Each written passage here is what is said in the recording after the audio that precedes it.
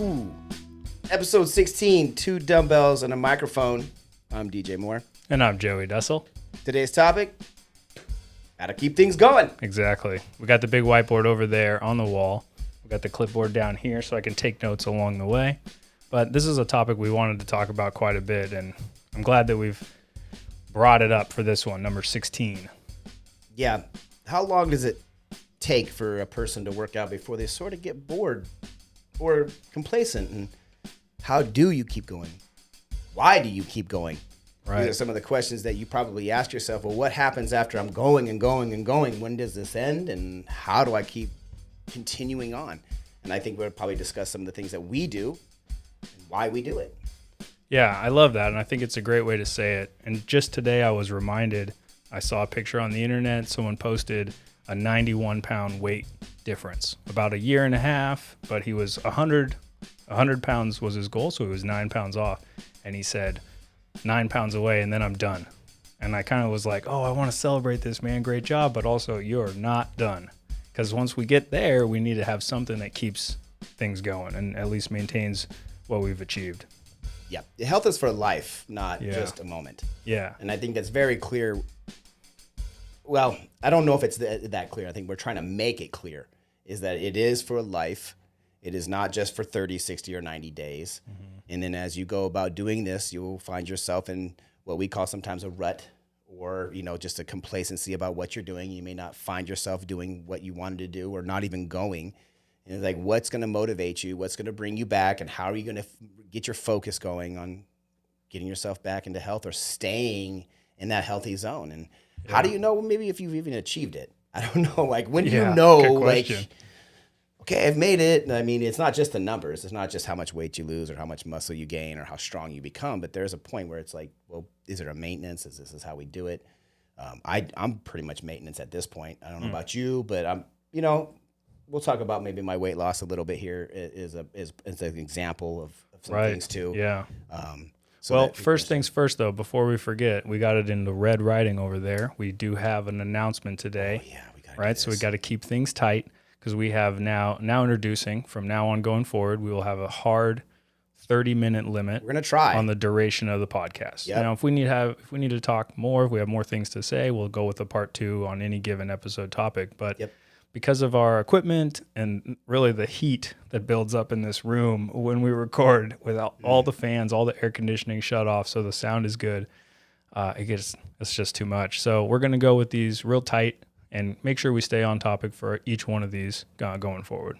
Yeah, I think it just makes it just more, for our clients, maybe a little bit more digestible. Yeah, hopefully. And for us, and the amount of work that you put into doing this post-production is a lot. And so let's shorten it down the work for you. And this is why we believe that 30 minutes may be more helpful for the clients and us. Yeah. I think that's important to do. That's a good call out, because this is a two-man operation, right? It's self-produced, and every minute that we spend recording is maybe like 3 or 4 times multiplier. For you, it's in terms of editing, publishing, promoting, nurturing, creating the catalog. So for everything that you enjoy here, we're in the back end really to make sure that happens. And that's why we'll keep these episodes a little shorter going forward. Good. We got 24 minutes. Yeah. Time's counting down. Bingo. Quick. Next. Yeah. So we're on this, right? We're thinking about how to keep things going. And DJ said something a little earlier, like sometimes you're in a rut. And immediately I thought about one of my favorite quotes, which is the difference between a rut and a grave is that the grave just has those endings, right? And a rut is without the endings. And so I really like to get out of those ruts. Now, on the other hand, a groove could be almost like the same thing as a rut. And if you're having good momentum and you're getting good, let's say, physical activity, proper nutrition, good sleep, that can be a good groove, almost a good quote-unquote rut for you to be staying in, right? Cool. So let's think about it from both sides. And so as we approach this topic, we really want to offer some useful advice on how to keep things going. And let's say, assuming you've already got some good habits established, right? We want you to have the proper physical activity, workouts, nutrition, sleep, etc. Yeah, because at this stage of in our episode 16, we've kind of passed up the beginner stages of what you guys should be following. And now check out those. About 16, we're starting to say, okay, you've been doing this a while, and here's what to expect next, right? This is the next maybe stages that you're going to find yourself in. And for something like you and me, we've been doing this for years, you know, since I was 14. So that's about 36 years of decades physical activity, and you not far behind. It's like, well, how do we? Like, yeah, we're nerds, and yeah, we love this stuff, and we geek out on it. But come on, man, let's be honest with these people. Let's tell them. Sometimes I don't feel like training every day. I don't feel like going through the whole week. I got, you know, I get tired too, and I'm thinking to myself, well, how do I always maintain? And so there's a certain things that I have to have in order to do this, and then there's some things that are more because it's the job I chose. Okay, so tell me. So, well, I don't want to mess up the order that you have this in. So I just want to kind of allude to this, like, well, why do we stay in shape the way we stay in shape? Sure. We could easily be heavier, a little bit more body fat, maybe not eat as clean, and still be perfectly smart in health training. Oh, I see, yeah. Well, we know that there's a certain look and a physique that we must carry along with our knowledge up here, right? In the body is in reflection of that. So there's also that idea. For me, is like you have to maintain a certain structure. Yeah. Physically. Yeah, that's fair. It's good awareness. Like if I was going to learn how to shot put, I wouldn't learn it from you. I don't look like a shot putter. But you could have all that brilliant knowledge of how to do it properly, but the size of you doesn't say that you do. So there is that sort of mixture. And we'll maybe address a little bit of that because it can get too far. So. Yeah. Okay. So I like what you're saying because as I'm listening, basically, you know, and correct me if I'm wrong, but this is relevant because like we talked about at the start of the episode, you can hit that 100-pound weight loss and then you're not done. You have to make this effort that continues going. So we want to talk about how to keep things going because everybody who's successful at some, let's say, weight loss has to keep that going. Has to keep going. Right? So I would say this is for everyone, 100%. Yeah. Once we've achieved something worth keeping, how do we keep it? Yeah. And so what we're talking about really matters. And then you and I get to share, I think, a little bit of a unique perspective because, as you acknowledged, we're the fitness nerds, right? We're kind of expected to be doing a lot of workouts and to look a certain way, but we also get to see all of our clients and all of the prospective clients who maybe we've talked with, but they didn't ever have services with us and what their success ultimately was. And we kind of have that, I think it's, like I said, a unique perspective to offer a little bit of insight of what works, what we see absent for people who things don't work out for, and maybe we can offer a little bit of perspective on, you know, what matters for us too. Yeah, first. Cool. So when we got into this and we're thinking about it and we put up our topic map on the whiteboard, we found there's kind of two broad buckets. There was the how and the why, and they can be a little bit overlapping, you know, kind of play off of each other, but we want to make sure that we share things that are more towards the how side because those are the actionable pieces of advice that you can start using. Your why may be different. I'm sure people will come up with a lot of stuff that we have not included, and we want to keep our duration not too long today. But as we go through today, like I said, we want to lean on these hows and give you some advice that you can follow. Yeah. I like yours, even though I have. So I'm sorry. I keep pointing to this. I know there's a whiteboard that has all this. I'll put it in a picture. Yeah, we'll put a picture where people can see. It'll say, you know, and up here it says gear or membership. Well, what's that mean? Well, for you, your gear is right here. Nobody can see this, but around these corners here, I've got some dumbbells, some kettlebells, some plates. I've got the beautiful lifting bar over there. Specialty weightlifting bars. Bar. I love it. And so surrounding us, you have... And this room dedicated, this, you know, spare bedroom is exclusively used for this. For fitness. Yeah. And this is your gear here at home. Right. Mine's a little different. I don't technically have a membership, but I train from a gym. Right. Membership, complimentary. But I have a complimentary facility.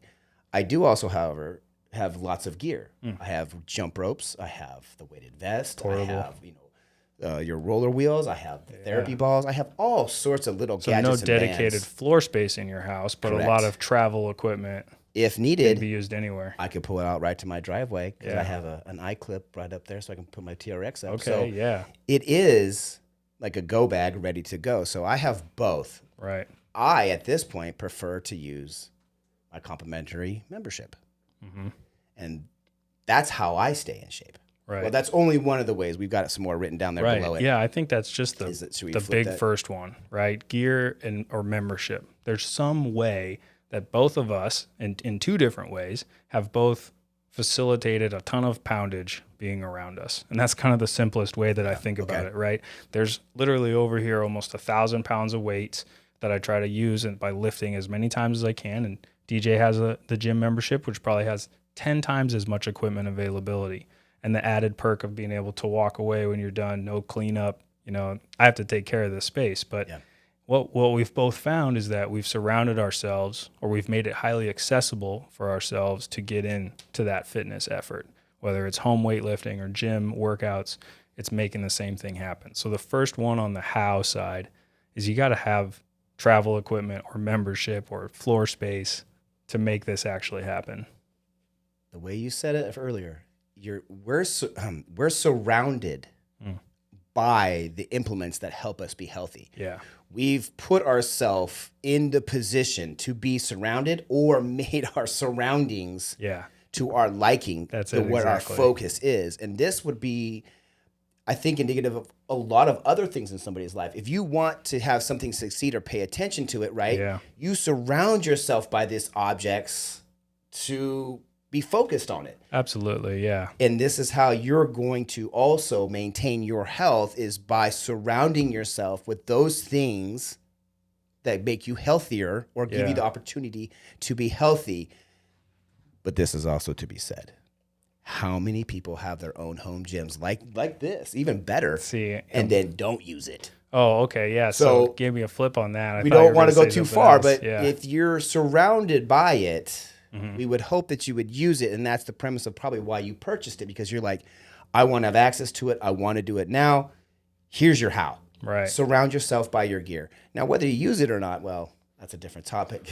So, good point. If you use it or not, maybe some of the other ones coming up can build off each other and make that home gym more likely to get utilized. But as you were mentioning that, I was thinking about, if we have our surroundings, right? We're the fitness nerds. We have a space and the membership. Well, if someone is doing a lesser amount of fitness, right, we don't expect you to take it to the same level as us, but you should have your single kettlebell readily available for you to do those swings throughout the day, rather than tucked away behind things where you got to move equipment or move furniture to get to your equipment, right? So if you're not going to surround yourself like we do, at least make your equipment more accessible. Make it easier for you to slip into that workout, right? Have a space cleared so you don't have to move furniture to do yoga. You can just start doing yoga if that's your thing. And so the first one, whether it's gear, membership, just some floor space, whatever it may be, make it accessible for you to participate in the health and fitness behaviors that you should be doing. Surround yourself, and accessibility to it are huge. Yeah. It's huge. One of my clients is, we went from one kettlebell that was holding up a gate. Yeah. Doorstop. It's basically a doorstop. Yeah. It was a 30-pound kettlebell, and right after COVID, I started training her through Skype. Cool. And I was like, well, do you have any weights at home? And she says, well, I had this 30-pound kettlebell outside. And I was like, no, you don't. I said, go get it. And that's what we started to use as our first training tools. Cool. So she didn't have to purchase anything right away. But to say this now, now she's got her own separate section now where she has all her stuff. Cool. She started to organize it and get stands, and she's now created ease of access. Yep. And she's surrounded by it. That's a great example of it. Yeah. And now, if anything needs to happen, she can go right out wherever her tools are and get it done right away. Yeah. That makes it exponentially easier to do.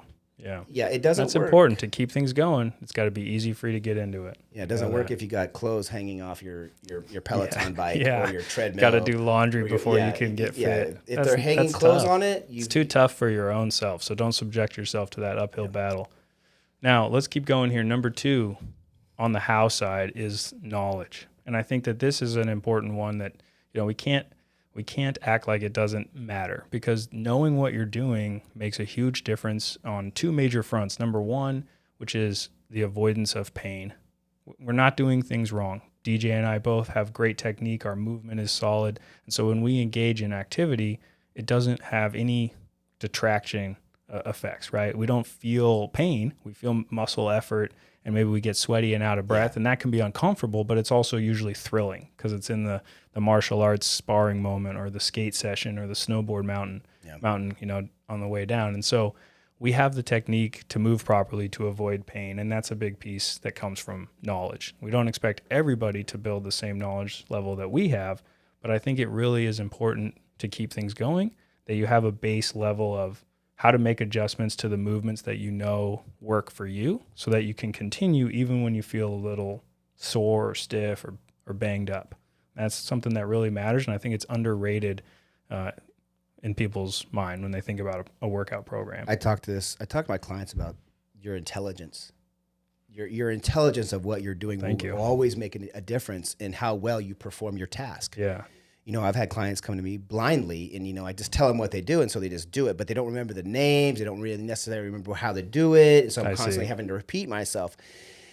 And so I talk to my clients a lot about paying attention, grasping and dealing with this, absorbing the knowledge. I don't expect them to know it all. And I don't expect them to perform it perfectly, but I don't give them the excuse of saying, well, I don't remember how to do that. No, you need to, in order to continue with the longevity of your training and health, is true knowledge. You can be nerdy too. You don't have to be as right, but the small amount you do need will go a long ways. And so I do press my clients to have a knowledge of what they're doing. At least the narrow segment that applies to them. Sure. We know the whole thing. You can just make sure to focus on what matters for you and to learn those adjustments, like DJ's saying, to your own program, rather than the way we know to adjust everybody for all different variables. So that's an important one, and I hope it doesn't seem too big when we say, hey, learn that kind of stuff. It's something that really has a disproportionate effect. I know it's something you may not like to do,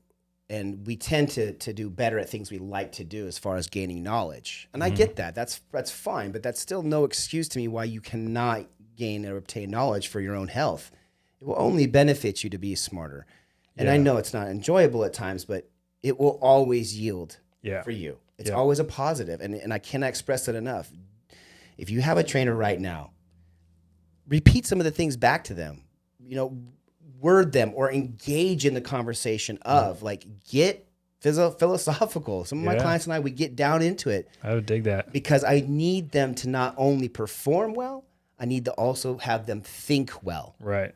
So when they're not with me and they're doing something, you know how many times clients have said to me, I thought of you when I was doing this thing. Nice. I thought of you when I was picking this up, or I thought of you when I went to do this. And it's because I have gotten to that point where I said, hey, look, you need to be smart too. Yeah. Not just strong, not just lean, not just anything, but smart. And I think that's part of it. So good on you for putting that knowledge of technique. That really matters to keep things going. That's the topic of the show today. And that's something that cannot be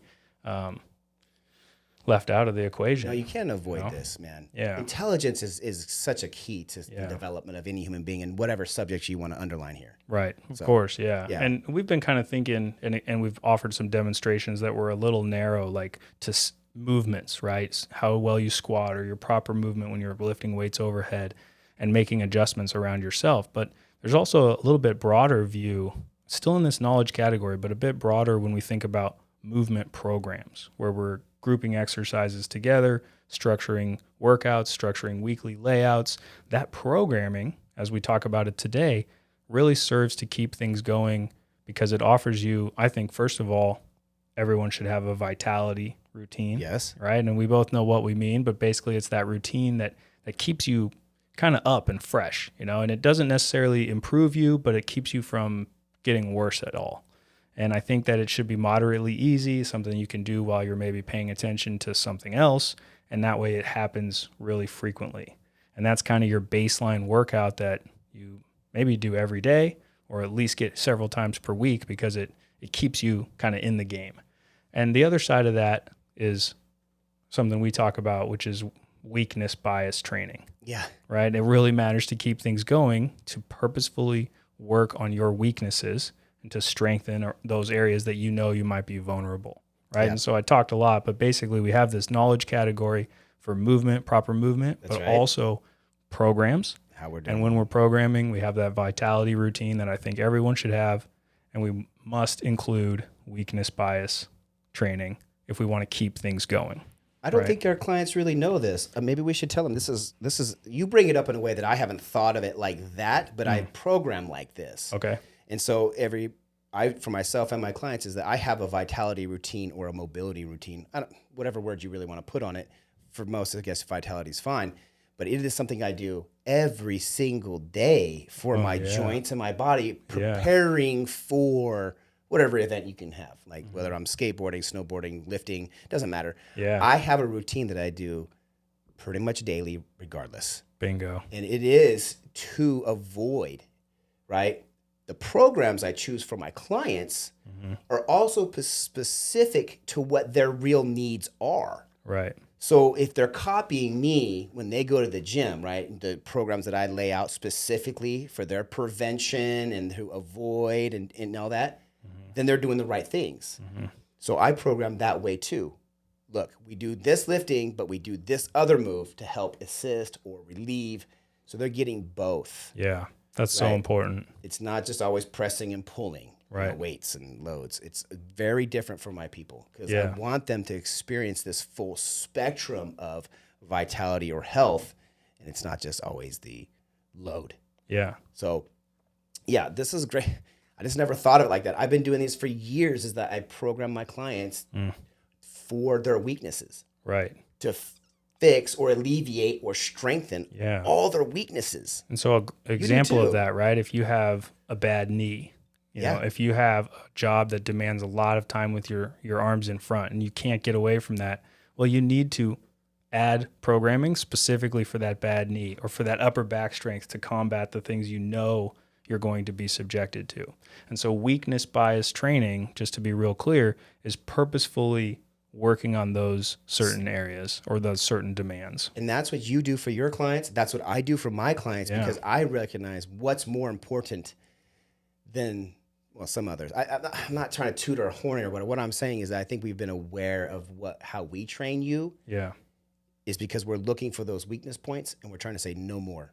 Right. We want to fix that so it doesn't become bigger or harder or somewhere down the road. So Yeah, and just as a reminder on today's topic for keeping things going, I know for certain that if somebody says, hey, I want to do a workout program 12 weeks, or I want to lose 100 pounds, whatever goal, well, they can maybe ignore or work around the bad knee or the poor posture, but it's not going to be sustainable to keep things going beyond that, right? And so if we're thinking about keeping things going for, like you mentioned, decades since you started lifting, how are we going to do that? Well, we're going to make sure that we don't just ignore that little knee pain until it becomes big knee pain, until it becomes a derailing and preventative knee pain. We need to know we have a bad knee, and I say that a lot because this is mine right here.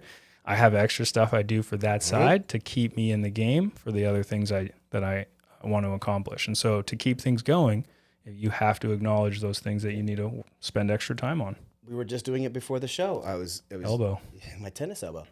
Yeah, and it flares up, man. And it's a lot of stuff that I do. It's like it happens because of the stuff I lift and how I lift. It ends up happening. But what do I focus on when I go to the right away? Boom, let's get this right away because I'm going to go lift. I'm going to do something. I'm going to need this grip. So I'm going to go ahead and alleviate, fix, and try to do as much as I can before.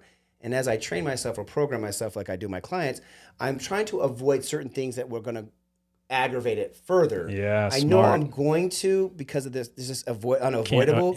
But there are some things that would really make it bad, and I avoid those completely. Comes back to the knowledge piece. Right. Yeah. So, all right, let's keep going, man. We've got about 6 minutes. I know. I love it. No, I'm sweaty because it's hot, but also I want to make sure we say everything in the time we have. We're never gonna do it, dude. We're gonna have to have part 2, 3, and 4. Okay, if we need to, we will. But let's hit this next one, which is still on the how side. We have people/community/accountability. And so I think that it's without a doubt, you're more likely to be able to keep things going if you have a community of like-minded individuals, right? I would, man, I so agree with this. People you skate with, people you go out on the weekends and camp, hike, bike, raft, swim, whatever. Like-minded. Yeah. Like-minded. And if you go into a 100-day, 12-week program, whatever, and it's different from the way you live your life, then we're not going to be able to have much success when we try to keep things going beyond that program, right? That's right. Instead, because it's going to be derailed by we lose it. It falls The apart. people So in the community. to keep things going, we want to build that community. We want to have those people.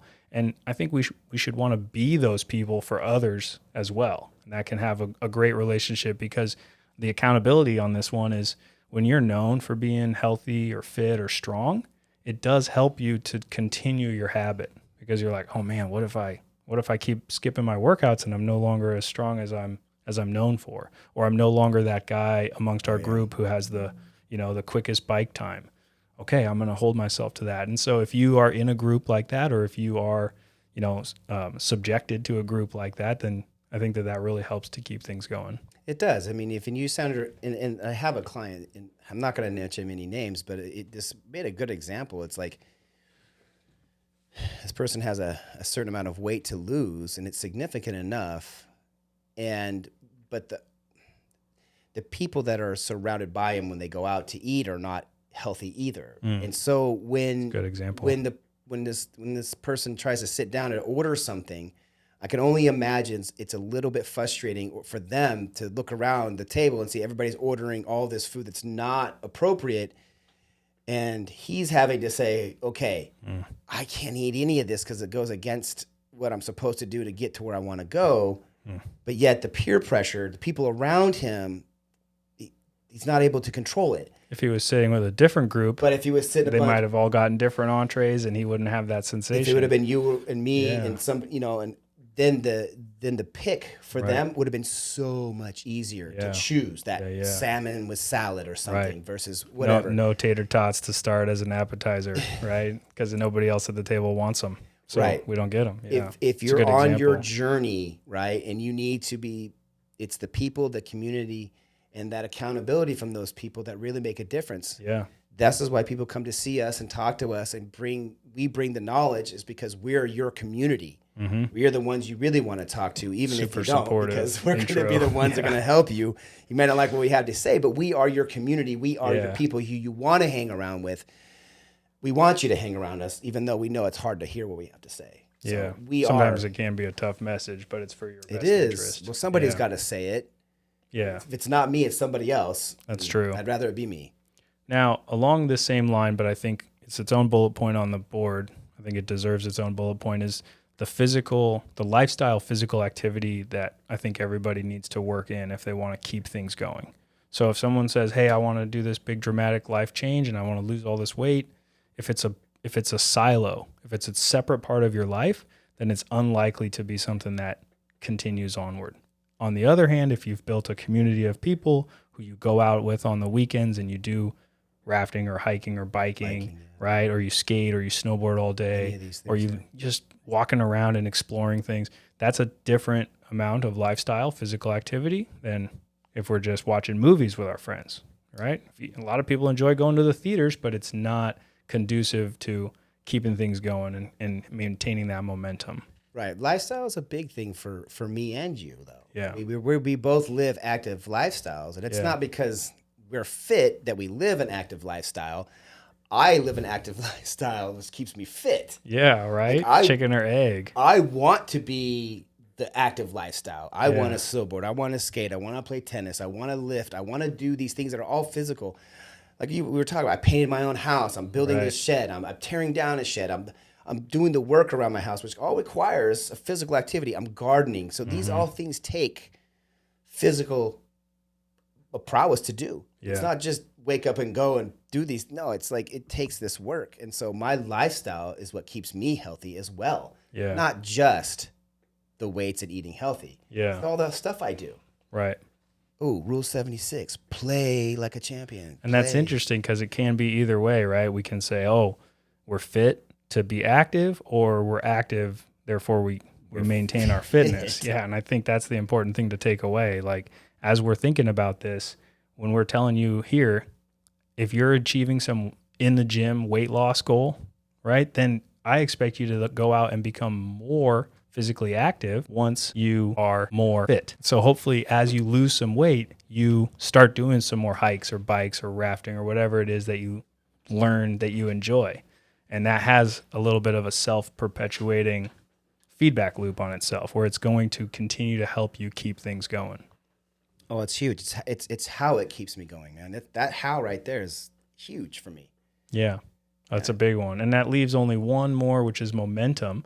But we are coming up on our 30-minute timer here. So just about, we're almost at 30 minutes precisely. Pretty close. We're good. Let's do our outro for today. Yeah. We'll talk about the why on the next episode. I love this. This is actually good. Yeah, that way we can just get our part 2 coming straight off the bat. So I'm feeling sweaty. We've already talked about a lot of stuff. We'll just recap it a little bit, and then we'll get to you guys next week. How's that sound? That sounds great, man. Cool. All right. And so we just have, I think, a tiny announcement if you want to talk about this new music, right? So go ahead. Oh, yeah. Real simply put, there's this young man, and he creates music, and I just came up to him one day, and I was like, hey, man, we're looking for this sound, like, of music that we think would, really, I don't know, just it has the noises of the gym in it. Yeah. And I said, I think we need to put together something like this. And so he put this little sound bits together and did his thing. And then I was like, man, this is actually really cool. Yeah. And so his name's Cody. I call him Two Scoops. I think his handle is Cody Two Scoops. Okay, we'll put a little shout out right here, and then it'll be our official new outro backing track. You'll be able to hear it today and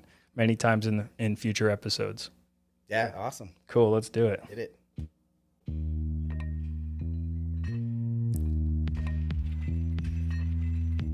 I just want to let it run just so they can hear it. Go for it. It's like, there's the clinking of the weights. There's all this stuff in it. This is something that gym whistle.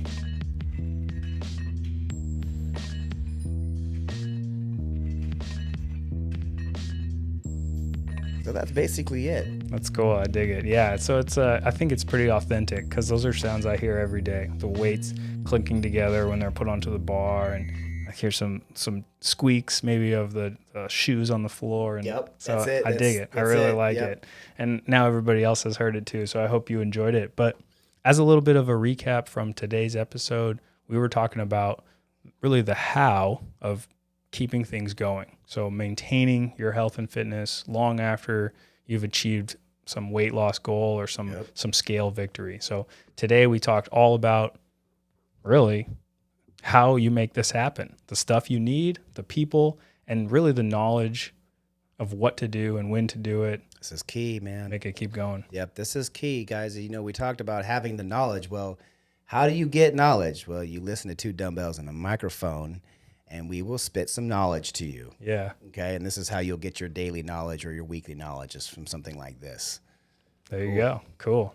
All right. All right. Enjoy it, and we'll see you next time. Thank you for being here, episode 16.